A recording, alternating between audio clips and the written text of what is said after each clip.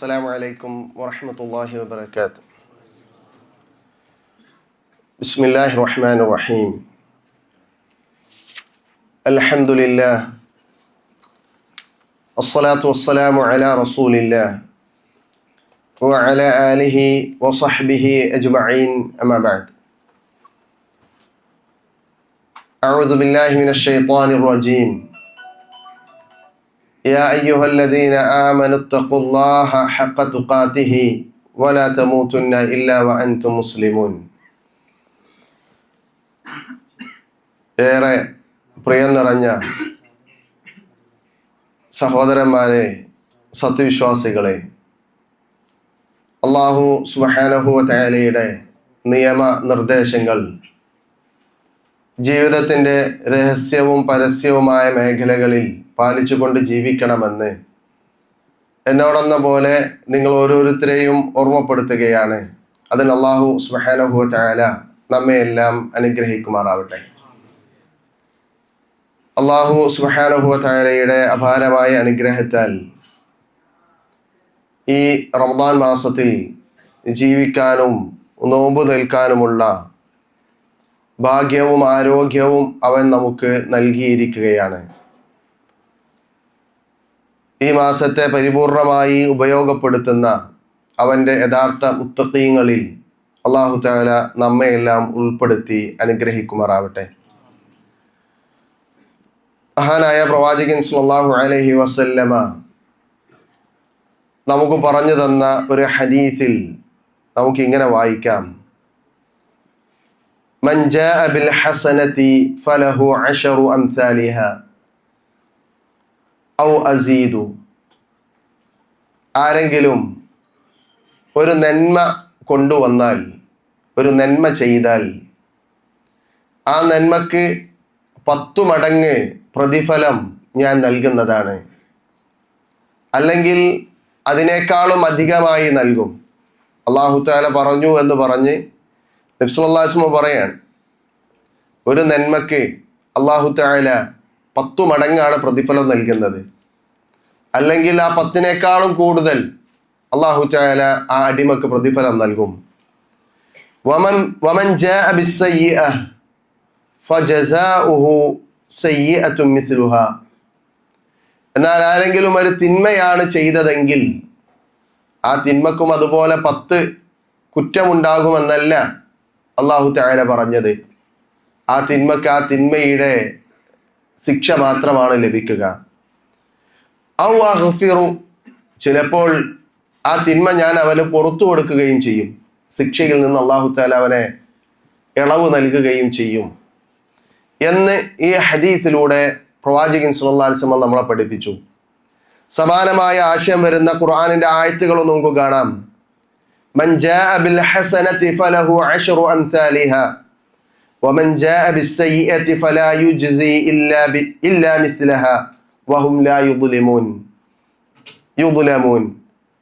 ആരെങ്കിലും ഒരു നന്മ ചെയ്താൽ അവന് 10 പ്രതിഫലമുണ്ടെന്നും, ആരെങ്കിലും ഒരു തിന്മയാണ് ചെയ്തതെങ്കിൽ ആ തിന്മക്ക് തത്തുല്യമായ ശിക്ഷയാണ് അവന് ലഭിക്കുക എന്നും അല്ലാഹു തആല ഒരാളോടും അനീതി പ്രവർത്തിക്കുകയില്ല എന്നും ആ ആയത്തിലൂടെ പഠിപ്പിക്കുന്നു. ഈ ഹദീസും ആയത്തും ഇവിടെ ഞാൻ സൂചിപ്പിച്ചത് അല്ലാഹു സുബ്ഹാനഹു വ തആല അവൻ്റെ അടിമകളോട് കാണിക്കുന്ന കാരുണ്യത്തെ ബോധ്യപ്പെടുത്താനാണ്. അള്ളാഹുവിന് അവൻ്റെ അടിമയോട്, നമ്മോട് അതിയായ കാരുണ്യവും ഇഷ്ടവും വാത്സല്യവുമാണ് ഉള്ളത് എന്ന് ഈ ആയത്തും ഹദീസും നമ്മളെ പരിചയപ്പെടുത്തുന്നുണ്ട്. അള്ളാഹുവാണ് നമ്മുടെ സൃഷ്ടാവ്. അള്ളാഹു നൽകിയതല്ലാത്തതൊന്നും നമ്മുടെ ജീവിതത്തിൽ നമ്മൾ അനുഭവിക്കുന്നില്ല. അതിനാൽ തന്നെ ഏത് രീതിയിലും നമ്മളെ കൈകാര്യം ചെയ്യാനുള്ള അവകാശം അല്ലാഹു സുബ്ഹാനഹു വ തആലക്കുണ്ട്. എന്നിട്ട് പോലും നമുക്ക് ശിക്ഷയിൽ നിന്ന് ഇളവ് ലഭിക്കാൻ, നരകമോചനം ലഭിക്കാൻ ഒരുപാട് കാരണങ്ങൾ, ഒരുപാട് ഓഫറുകൾ അല്ലാഹു സുബ്ഹാനഹു വ തആല നമുക്ക് മുന്നിൽ വെച്ച് നീട്ടുകയാണ്. മഹാനായ ഈസാ നബി അലൈഹിസ്സലാം അദ്ദേഹത്തിൻ്റെ ജനത അദ്ദേഹത്തെ ആരാധിച്ചതിനെ പറ്റി പരലോകത്തെ അദ്ദേഹത്തെ വിചാരണ ചെയ്യും. താങ്കൾ പറഞ്ഞിട്ടാണോ താങ്കളെ ഈ സമൂഹം ആരാധിച്ചത്? അവിടെ ഈസാ നബി അലൈഹിസ്സലാം, ഞാൻ അവരോടത് കൽപ്പിച്ചിട്ടില്ല, നിനക്കറിയാമല്ലോ, ഇനി എൻ്റെ കാലശേഷം അവരെന്തു ചെയ്തു എന്നതിന് ഞാൻ സാക്ഷിയുമല്ല എന്ന് പറഞ്ഞിട്ട് ഈസാ നബി പറയുന്ന ഒരു വചനം ഖുർആൻ നമ്മളെ പരിചയപ്പെടുത്തിയത്, ഇൻ തുഅദ്ദിബുഹും ഫഇന്നഹും ഇബാദുക് വഇൻ തഗ്ഫിർ ലഹും ഫഇന്നക അൻതൽ അസീസുൽ ഹകീം. അല്ലാഹുവേ, ഇനി നീ അവരെ ശിക്ഷിക്കാൻ തീരുമാനിക്കുകയാണെങ്കിൽ ഫഇന്നഹും ഇബാദുക്, അവർ നിന്റെ അടിമകളാണ്, നിനക്ക് ഇഷ്ടമുള്ള പോലെ അവരുടെ കാര്യത്തിൽ നിനക്ക് തീരുമാനമെടുക്കാം. ഇനി അതല്ല, അവരെ നീ ശിക്ഷിക്കാനാണ്, നീ അവർക്ക് പുറത്തു കൊടുക്കാനാണ് നീ തീരുമാനിക്കുന്നതെങ്കിൽ നീ അസീസും ഹക്കീമുമാണ്, പ്രതാപിയും അതുപോലെ തന്നെ എല്ലാ കാര്യങ്ങളും അറിയുന്നവനുമാണ് എന്ന് ഈസാ നബി അലൈഹിസ്സലാം അവിടെ മറുപടി പറയുന്നതായി കാണാം.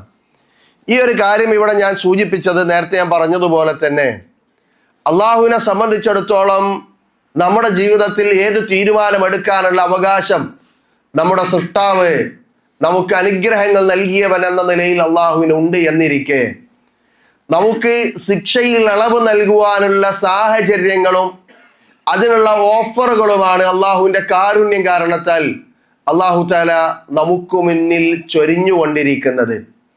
ഇവിടെ റമദാനിൻ്റെ അവസാന 10 പ്രവേശിക്കാനിരിക്കുന്ന ഈ ഒരു വേളയിൽ നമ്മൾ ഓരോരുത്തരും ഗൗരവമായി ചിന്തിക്കുകയും ആലോചിക്കുകയും ചെയ്യേണ്ട ചില കാര്യങ്ങളുണ്ട്. അള്ളാഹു തആല നമുക്ക് വലിയ അനുഗ്രഹമാണ് നൽകിയിരിക്കുന്നത്. ഈ റമദാൻ മാസത്തിൽ ജീവിക്കാൻ സാധിച്ചു എന്നുള്ളത് പോരാ, റമദാനിൻ്റെ ആദ്യത്തിൽ ജീവിച്ചിരുന്ന, നോമ്പ് നോറ്റിരുന്ന പലരും അള്ളാഹുവിൻ്റെ വിളിക്കുത്തരം നൽകി നമ്മളിൽ നിന്ന് വിട പറഞ്ഞു പോയിട്ടുണ്ട്. ഈ റമദാനിൻ്റെ അവസാന 10 പ്രവേശിക്കാനിരിക്കുന്ന ഈ ഒരു സമയം വരെ വളരെ ആരോഗ്യത്തോടു കൂടി ജീവിക്കാൻ അള്ളാഹു തആല നമുക്ക് തൗഫീഖ് നൽകി. ഇനി വരാനിരിക്കുന്ന മഹത്വരമേറിയ ദിനരാത്രങ്ങളിൽ കൂടി ജീവിക്കാനുള്ള തൗഫീഖ് അള്ളാഹു തആല നമുക്ക് നൽകി അനുഗ്രഹിക്കുമാറാകട്ടെ. സഹോദരങ്ങളെ, ഇതൊരവസരമാണ്. ആരാണോ ഈ അവസരത്തെ മനസ്സിലാക്കി ഉപയോഗപ്പെടുത്തുന്നത് അവനാണ് ഭാഗ്യവാൻ. ആരാണോ ഈ അവസരങ്ങൾ മുന്നിൽ തുറന്നിട്ടിട്ടും അതിനോട് പുറംതിരിഞ്ഞിരിക്കുന്നത് അവൻ നിർഭാഗ്യവാനാണ്. പ്രവാചകൻ സ്വല്ലല്ലാഹു അലൈഹി വസല്ലമ അവസാന 10 ഫضലുകളെ പരിചയപ്പെടുത്തുന്നിടത്ത് അതിൽ പ്രവാചകൻ ഉപയോഗിച്ചൊരു പദമുണ്ട്, മൻ ഹുരിമഹ ഫഖദ് ഹുരിമ ഖൈറ കുല്ലഹ. ആർക്കാണോ ഇത് തടയപ്പെടുന്നത് അവന് എല്ലാ ഖൈറുകളും തടയപ്പെടുമെന്നാണ്. കഴിഞ്ഞ വർഷം റമദാൻ നമ്മളിൽ നിന്ന് കഴിഞ്ഞു പോയതാണ്. ആ റമദാനിലും അവസാന 10 ഉണ്ടായിരുന്നു. ആ റമദാനിലും ലൈലത്തുൽ ഖദർ നമ്മളിലൂടെ കടന്നുപോയി. ഈ ഇരുന്ന ഇരുപ്പിൽ നിങ്ങളോട് സംസാരിക്കുന്ന ഈ വേളയിൽ ഞാനും നിങ്ങളും ഒന്ന് പഴയതൊന്ന് ആലോചിച്ചു നോക്കുക.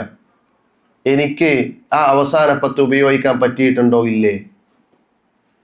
എനിക്ക് ആ ലൈലത്തുൽ ഖദർ അതിൻ്റെ പുണ്യം ലഭിക്കാൻ എനിക്ക് സാധിച്ചിട്ടുണ്ടോ? അതിന് ഞാൻ മനസ്സറിഞ്ഞ് പ്രവർത്തിച്ചിട്ടുണ്ടോ ഇല്ലേ? ഭൂരിഭാഗം മുസ്ലിങ്ങളുടെയും ഉത്തരം ഇല്ല എന്നതായിരിക്കും എന്നതാണ് സമകാലിക സാഹചര്യങ്ങൾ നമ്മളെ പരിചയപ്പെടുത്തുന്നത്. സഹോദരങ്ങളെ, ലുലു ഹൈപ്പർ മാർക്കറ്റിൽ 1 റിയാലിന് തക്കാളി ഉണ്ടെന്ന് പറഞ്ഞാൽ അവിടെ തിരക്ക് കൂട്ടുന്ന മലയാളികൾ, അതല്ല മനുഷ്യന്മാരുടെ എണ്ണം നിങ്ങളൊന്ന് ആലോചിച്ച് നോക്കി. ആകെ ഓഫർ ഉണ്ടാകുക 10 റിയാലോ, മാക്സിമം 5 റിയാലോ, 10 റിയാലോ, 15 റിയാലോ ഒക്കെയാണ് 1 കിലോ ഓഫറായി ഏറ്റവും മാക്സിമമായി നൽകാറുള്ളത്. അങ്ങനെ ഓഫറുള്ള ഹൈപ്പർ മാർക്കറ്റുകളിൽ അതല്ലെങ്കിൽ ഷോപ്പുകളിൽ കാലുകുത്താൻ ഇടമില്ലാത്ത രീതിയിൽ ആളുകൾ തിരക്കാണ്. എന്നാൽ നേരെ തിരിച്ചാലോചിച്ച് നോക്കി, അള്ളാഹു തആല നൽകിയ ഓഫർ എന്താണ്? അല്ലാഹു സുബ്ഹാനഹു വ തആല പരിശുദ്ധ ഖുർആനിലൂടെ പറഞ്ഞില്ലേ, യാ അയ്യുഹല്ലദീന ആമനു ഹൽ അദുല്ലുക്കും അലാ തിജാറത്തിൻ തുൻജീകും മിൻ അദാബിൻ അലീം. വേദനാജനകമായ ശിക്ഷയിൽ നിന്ന് നിങ്ങളെ കാത്തുരക്ഷിക്കുന്ന, നിങ്ങൾക്ക് ലാഭം നേടിത്തരുന്ന, മറ്റൊരായത്തിൽ പറഞ്ഞതുപോലെ തിജാറത്തൻ ലൻ തബൂർ, നഷ്ടമില്ലാത്തൊരു കച്ചവടത്തെ പറ്റി ഞാൻ നിങ്ങൾക്ക് അറിയിച്ചു തരട്ടെയോ? അള്ളാഹുവിൻ്റെ നമ്മോടുള്ള ചോദ്യമാണ്. ഒരിക്കലും നഷ്ടം സംഭവിക്കാത്ത, എന്നാൽ നിങ്ങൾക്ക് വന്നു ഭവിക്കാൻ സാധ്യതയുള്ള വേദനയേറിയ ശിക്ഷയിൽ നിന്ന് നിങ്ങളെ രക്ഷിക്കുന്ന നല്ലൊരു കച്ചവടത്തെക്കുറിച്ച് ഞാൻ നിങ്ങൾക്ക് അറിയിച്ചു തരട്ടെയോ എന്ന് ഖുർആനിലെ അള്ളാഹുവിന്റെ ചോദ്യമുണ്ട്. ആ കച്ചവടത്തെക്കുറിച്ച് പഠിക്കാനും ആ കച്ചവടത്തെക്കുറിച്ച് അറിയാനും അതനുസരിച്ച് ജീവിതത്തിൽ ക്രമീകരണങ്ങൾ വരുത്താനും എനിക്കും നിങ്ങൾക്കും എത്രമാത്രം സാധിച്ചു എന്നുള്ളത് ആലോചിച്ചു നോക്ക്. റമദാനിലെ 20 ദിവസങ്ങൾ നമ്മളിൽ നിന്ന് കഴിഞ്ഞു പോയില്ലേ? ശഅബാനിലെ ദിവസങ്ങളെ പോലെ തന്നെയായിരുന്നോ റമദാനിലെ ദിവസങ്ങൾ? നോമ്പ് നോൽക്കുന്നു എന്നത് ഒഴിച്ചു നിർത്തിയാൽ നമ്മുടെ പെരുമാറ്റങ്ങളിൽ മാറ്റങ്ങൾ കൊണ്ടുവരാൻ നമുക്ക് സാധിച്ചോ? കഴിഞ്ഞ 20കളിലേക്ക് നമ്മളൊന്ന് തിരിഞ്ഞു നോക്കണം. നമ്മുടെ സംസാരങ്ങളിൽ, നമ്മുടെ ഇബാദത്തുകളിൽ, കഴിഞ്ഞ ശഅബാനിൽ ഞാൻ ചെയ്യാൻ വിട്ടുപോയ ചില സുന്നത്തായ കർമ്മങ്ങൾ ഉണ്ടായിരുന്നു. ആ കർമ്മങ്ങൾ അൽഹംദുലില്ലാഹ് ഈ റമദാനിലെ കഴിഞ്ഞ 20 ദിവസങ്ങളിൽ എനിക്ക് ചെയ്യാൻ സാധിച്ചു എന്ന് ഉറച്ചു പറയാൻ കഴിയുന്നവർ എത്ര ആളുകളുണ്ട്? ഇത് തമാശയല്ലല്ലോ. എപ്പോഴാണ് അള്ളാഹുവിന്റെ വിളിക്കുത്തരം നൽകി ഈ ഭൂമിയിൽ നിന്ന് വിട പറയേണ്ടതെന്ന് എനിക്കോ നിങ്ങൾക്കോ അറിയില്ല. ഒരാത്മാവിനും അവൻ എവിടെ വെച്ച് എപ്പോൾ മരിക്കുമെന്നറിയാൻ സാധ്യമല്ല. മരണത്തോടുകൂടി മറ്റു ജീവജാലങ്ങളെ പോലെ മണ്ണായിത്തീരുന്ന അവസ്ഥയാണ് എനിക്കും നിങ്ങൾക്കും ഉള്ളതെങ്കിൽ പ്രശ്നമായിരുന്നില്ല. അതല്ലല്ലോ. നമ്മൾ ഓരോരുത്തരും വിശ്വസിക്കുന്നു പരലോകമുണ്ടെന്ന്, അവിടെ രക്ഷയുണ്ടെന്ന്, ശിക്ഷയുണ്ടെന്ന്. നമ്മുടെ കൂട്ടത്തിൽ ആരെങ്കിലും ഒന്ന് മരിച്ചാൽ നമ്മൾ പറയും, ഇനി അവൻ്റെ ഭാര്യൻ്റെ അവസ്ഥ എന്താലേ, അവൻ്റെ കുട്ടികളെ പറ്റി, കുട്ടികളുടെ വിദ്യാഭ്യാസത്തെ പറ്റി, കുടുംബത്തെ പറ്റി ഒക്കെ ചർച്ച ചെയ്ത് ആവലാതിപ്പെടുന്ന, സങ്കടപ്പെടുന്ന ആളുകളെ കാണാം. തിരിച്ചാലോചിച്ച് നോക്കിയിട്ടുണ്ടോ അവന്റെ അവസ്ഥ എന്താണ്? ഞാൻ മരിച്ചാൽ എൻ്റെ കുട്ടികൾ അനാഥരാകരുത് എന്ന് കരുതി കഷ്ടപ്പെടുന്നവരാണ് ഞാനും നിങ്ങളും. ഞാൻ മരിച്ചാലും എൻ്റെ കുട്ടികൾക്ക് ഇവിടെ സമ്പത്ത് ഉണ്ടാകണം, അവർക്ക് വീട് വേണം, അവർക്ക് നല്ലൊരു ഭാവി വേണം എന്ന് ചിന്തിക്കുന്നവരാണ് ഞാനും നിങ്ങളും. പക്ഷേ ഞാൻ ഇപ്പോൾ മരിച്ചാൽ ഞാൻ എന്തായിരിക്കും? എൻ്റെ ഖബറിൽ എൻ്റെ കൂടെ എൻ്റെ ഭാര്യ വന്ന് കിടക്കൂല, എൻ്റെ ഖബറിൽ എൻ്റെ മക്കൾ ഉണ്ടാവൂല, എൻ്റെ ഖബറിൽ ഞാൻ ഒറ്റയ്ക്കാണ്. പരലോകത്ത് അള്ളാഹുവിന്റെ മുന്നിൽ വിചാരണ ചെയ്യപ്പെടുമ്പോൾ എൻ്റെ അമലുകൾ മാത്രമാണ് എനിക്ക് കൂട്ടിനുണ്ടാകുക. ആ അമലുകൾ കൂടുതലായി ചെയ്യാൻ അതിനുള്ള പരിശ്രമം നമുക്കുണ്ടായിട്ടുണ്ടോ? അവിടെ രക്ഷപ്പെടാനുള്ള ഓഫറുകളാണ് അള്ളാഹു തആല റമദാൻ മാസത്തിലൂടെ നമുക്ക് നൽകുന്നത്. ആ ഓഫറുകളെ മനസ്സിലാക്കി ഓഫറുകളെ സ്വീകരിക്കാൻ നമുക്ക് പറ്റുന്നുണ്ടോ ഇല്ല എന്നുള്ളതാണ്. അത് ചിലപ്പോൾ ചില സമയങ്ങളിൽ അള്ളാഹു തആല നൽകും, ചില സ്ഥലങ്ങളിൽ നൽകും. മക്കയിൽ പോയി നമസ്കരിച്ചാലുള്ള ഫضل നമുക്കറിയാം, മദീനയിൽ പോയി നമസ്കരിച്ചാലുള്ള ഫضل നമുക്കറിയാം. ഇതുപോലെ പല സാഹചര്യങ്ങളിലും സന്ദർഭങ്ങളിലും അള്ളാഹു നൽകുന്ന നന്മകളുടെ ഭാഗമാകാൻ, അത് പരമാവധി ജീവിതത്തിൽ പകർത്താനാണ് നമ്മൾ പരിശ്രമിക്കേണ്ടത്. നോക്കൂ, നിങ്ങൾ ഇനി വരാനിരിക്കുന്ന 20 ദിവസങ്ങൾ വളരെ പ്രധാനപ്പെട്ട ദിവസങ്ങളാണ്. ഇതും ഇനി വരാനിരിക്കുന്ന 10 ദിവസങ്ങൾ കഴിഞ്ഞ 20 ദിവസങ്ങളെ പോലെ തന്നെ ഈ 10 ദിവസങ്ങളെയും നമ്മൾ കണ്ടാൽ പോരാ. റമദാനിന് മുമ്പുള്ള ദിവസങ്ങളല്ല കഴിഞ്ഞു പോയ 20 ദിവസങ്ങൾ. ഇനി ഈ കഴിഞ്ഞ 20 ദിവസങ്ങളെ പോലെയല്ല വരാനിരിക്കുന്ന 10 ദിവസങ്ങൾ. റമദാനിന്റെ ആദ്യത്തെ ദിവസങ്ങളിലൊക്കെ നമ്മൾ വളരെ ശ്രദ്ധയോടുകൂടി നോമ്പനുഷ്ഠിക്കുന്നു, ഖുർആൻ പാരായണത്തിൽ ശ്രദ്ധിക്കുന്നു, നമ്മുടെ വാക്കുകളിൽ ശ്രദ്ധിക്കുന്നു, നമ്മുടെ പെരുമാറ്റങ്ങളിൽ ശ്രദ്ധിക്കുന്നു. അതങ്ങനെ 10 കഴിഞ്ഞു 20ലേക്ക് എത്തി നിൽക്കുമ്പോൾ പലപ്പോഴും എന്താ പറയാ, കുറച്ച് മടിയോടുകൂടിയാണ് കാര്യങ്ങൾ മുന്നോട്ട് പോകാറുള്ളത്.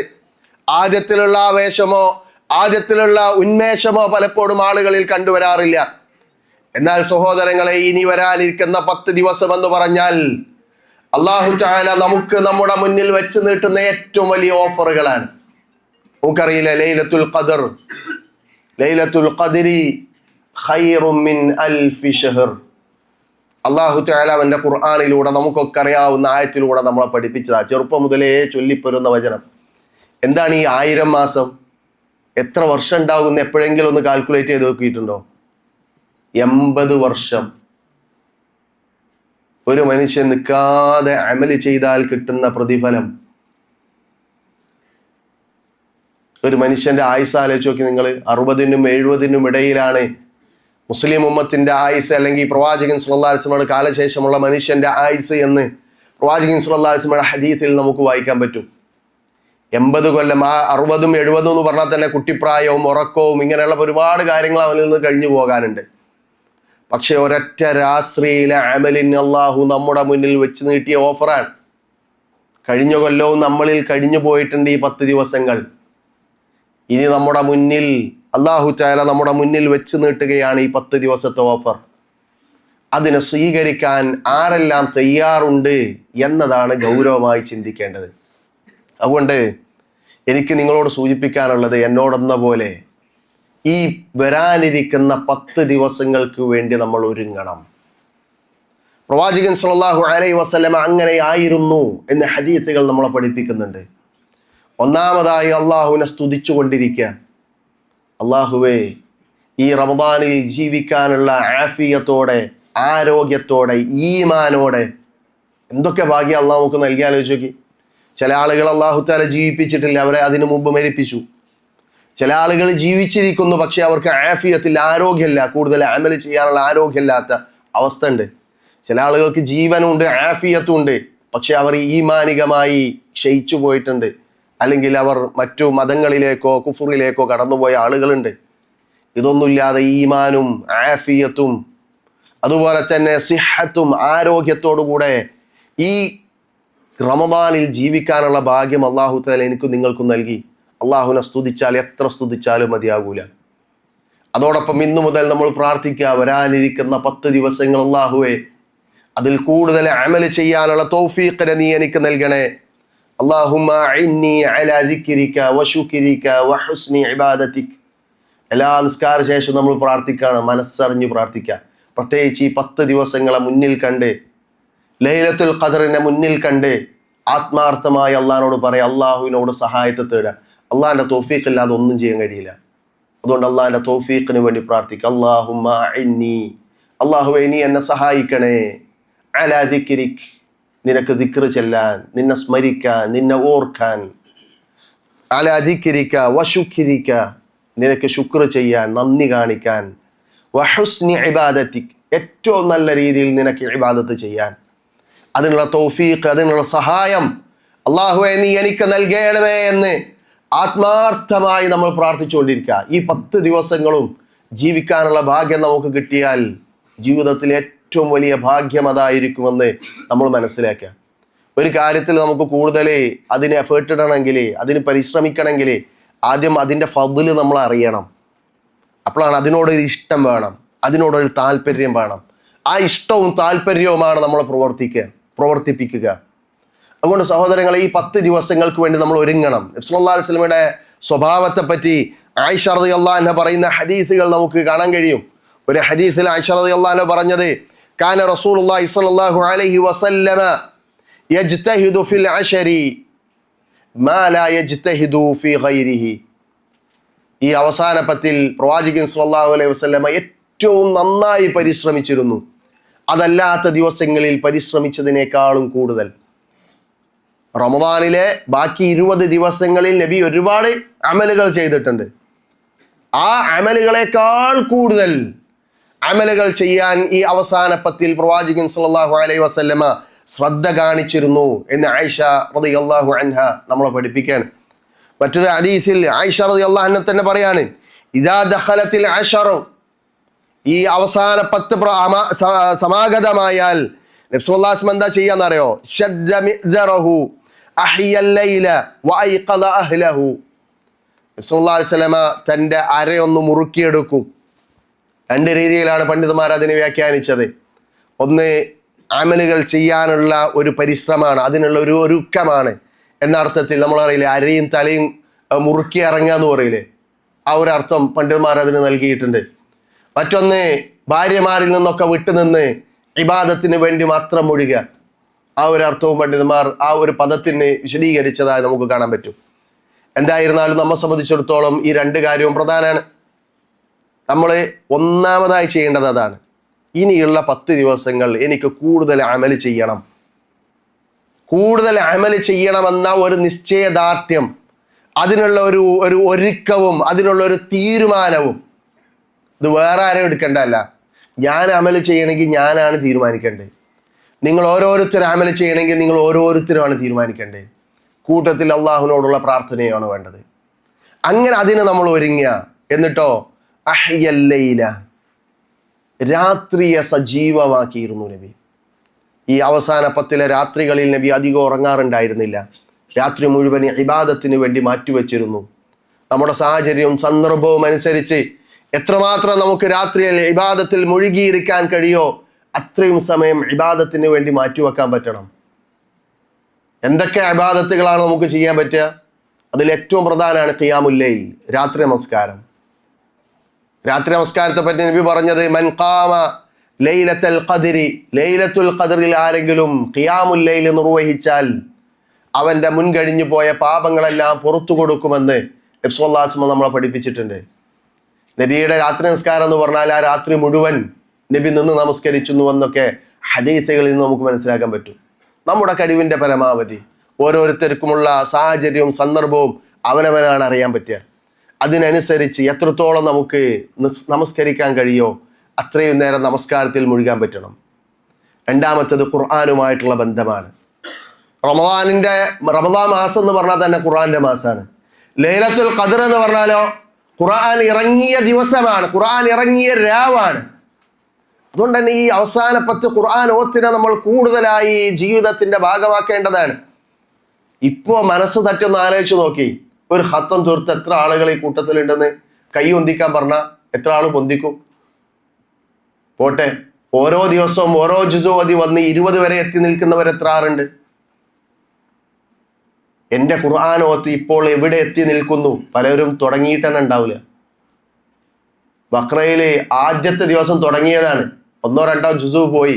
പിന്നെ അത് ചിലപ്പോ ക്രിക്കറ്റിന്റെയോ കളിയുടെയോ സോഷ്യൽ മീഡിയ സമയമില്ല എന്ന് പറയുന്നത് ശരിയാണോ അല്ലേ എന്നതും നമ്മൾ തന്നെ ആലോചിച്ചാൽ മതി.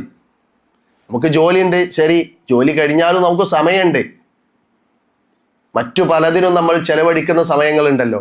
കഴിഞ്ഞു പോയത് എന്തിനാ നമ്മൾ ആലോചിക്കുന്നു വെച്ചാൽ തിരുത്താനാണ്.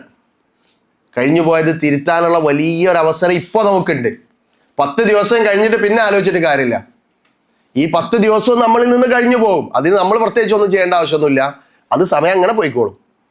പക്ഷേ ഈ 10 ദിവസങ്ങൾ കഴിയുന്നതിന് മുമ്പ് ഇപ്പോൾ ആലോചിക്കുക, ഈ 10 ദിവസം മതി ശരിക്കും നമുക്ക് ഖുർആൻ ഖത്തം ചെയ്യാൻ,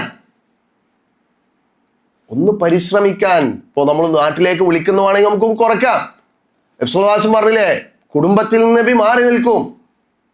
ഈ 10 ദിവസം ഇഅ്തികാഫ് ഇരിക്കാൻ പറ്റുമോ? ഏറ്റവും നല്ലതാണ്. ഇരിക്കുന്ന ആളുകളുണ്ട്, എനിക്കറിയാം, ഇവിടെയുള്ള ആളുകൾ തന്നെ അതിന് ഇരിക്കാൻ സാധിക്കുന്ന ആളുകളുണ്ട്. ഇനി അത് കഴിയാത്ത ആളുകളായിരിക്കും ഭൂരിഭാഗവും. ശരി, നമ്മുടെ ജോലിയുമായി ബന്ധപ്പെട്ട ഒരുപാട് പ്രശ്നങ്ങളുണ്ട്. അതിനിടയിലും ഖുർആനുമായിട്ടുള്ള ബന്ധം അത് നിലനിർത്താൻ നമുക്ക് പറ്റണം. ഒരു ജുസ്ഇൽ അധികമെങ്കിലും, ഏറ്റവും ചുരുങ്ങിയത് ഞാൻ പറഞ്ഞത്, ഡെയിലി ഖുർആൻ ഓതുന്നൊരവസ്ഥയിലേക്ക് നമുക്ക് മാറാൻ പറ്റണം. അതിനും പറ്റിയിട്ടില്ലെങ്കിൽ നമ്മളും ഖുർആനും തമ്മിലുള്ള ബന്ധം എന്താന്നുള്ളത് നമ്മൾ ഓരോരുത്തരും ആലോചിച്ച് നോക്കുക. അതുപോലെ തന്നെ സദഖയുടെ വിഷയം നബി സല്ലല്ലാഹു അലൈഹി വസല്ലം റമദാനിൽ പ്രത്യേകം ശ്രദ്ധിച്ചിരുന്ന കാര്യമാണ്. ദിക്റുകൾ അധികരിപ്പിക്കുക. ഈ 10 ദിവസങ്ങൾ നമുക്ക് ചെയ്യാവുന്ന, വളരെ സിമ്പിളായിട്ട് ചെയ്യാവുന്ന കാര്യമാണ്. എണ്ണം പിടിച്ച് ചൊല്ലേണ്ട ആവശ്യമില്ല, അതിനൊരു മെഷീൻ കൊണ്ടെടുക്കേണ്ട ആവശ്യമൊന്നുമില്ല. ദിക്റുകൾ എത്രയോ നമുക്ക് അധികരിപ്പിക്കാം. പ്രവാചകന്റെ പേരിൽ സ്വലാത്തിന് അധികരിപ്പിക്കാം.